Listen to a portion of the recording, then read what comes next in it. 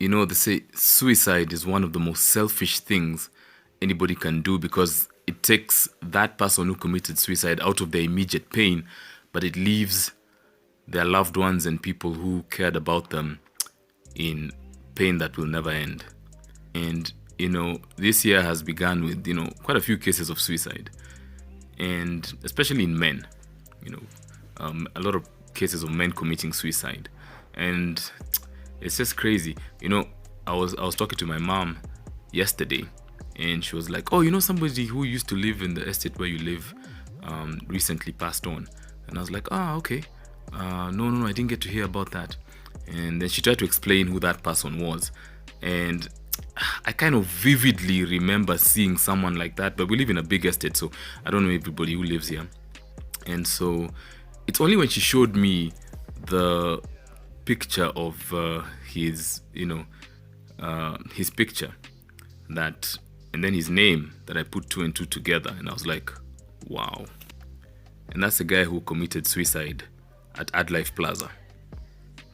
And it's only when something hits that close to home that you actually begin to think about it and be like, wow, that's deep. That's crazy. And the reason I'm talking about this is because a lot of men go through situations that are so crazy, but they don't talk to anybody about what they're going through. A lot of men have really, really serious challenges that they're facing, but the way we've been socialized as men in this society is mwanaume anafaa kukaa ngumu, mwanaume hafai kuongea, mwanaume hafai kulia, so we are socialized in such harmful ways that it makes us into these things that are supposed to withstand physical, emotional pain and never speak to anybody about it. And so a lot of men go through life facing really difficult challenges, but are afraid to speak out to anybody about what they may be facing. I'm not trying to explain what, this guy might have gone through, or anybody else who wanted to commit suicide, but the truth of the matter is men find it very difficult to speak out about the things that they're facing. And I just hope that one day we'll get to a point where we realize that it is important for men to be able to speak out about the challenges they're facing.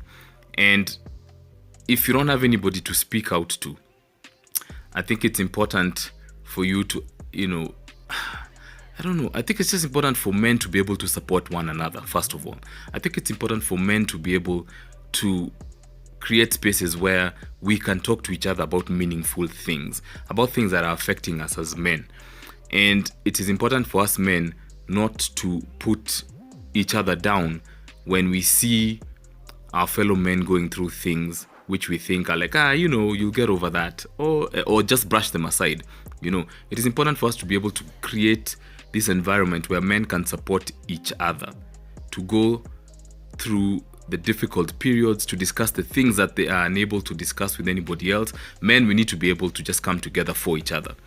Because I believe if we did that and we were able to really actually talk to each other about things that matter, as opposed to, how many chicks do you have? How much alcohol did you drink? How much money did you spend? What kind of car are you driving? If we begin to have meaningful conversations with each other, I believe we'll get to a point where we'll be able to relieve each other of some of the burdens that are driving us towards making decisions which are harmful for ourselves and also to our loved ones.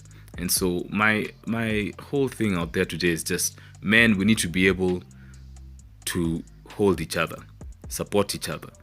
And no matter how trivial you think something your fellow man is going through, believe you me, it is more important to give them an ear to listen to, a friendly ear to listen to, than to put them down or brush it aside. Men, let's support each other.